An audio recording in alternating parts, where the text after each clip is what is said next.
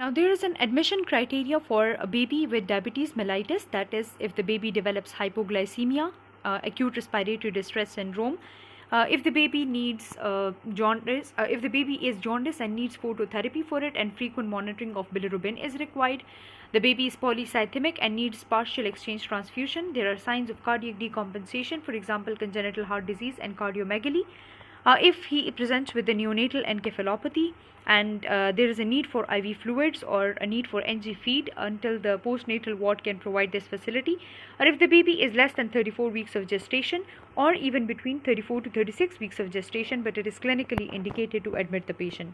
Do not transfer these babies to community care who are at less than 24 hours old, plus there are concerns of hypoglycemia and the babies are not feeding well.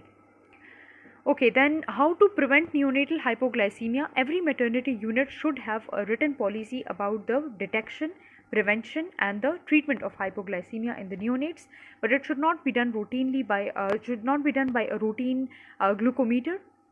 Rather, ward-based neonatal electrodes or lab analysis should be undertaken. First feed of the baby should be within the first 30 minutes and then repeated every 2 to 3 hourly, and our aim is to keep the blood sugar levels at a level of 2 or more than 2 millimole per liter. If it is less than 2 millimole per liter on 2 readings and the baby is not taking oral fluids or oral feed, or there are clinical signs of hypoglycemia, then you start the baby on NG tube or IV dextrose.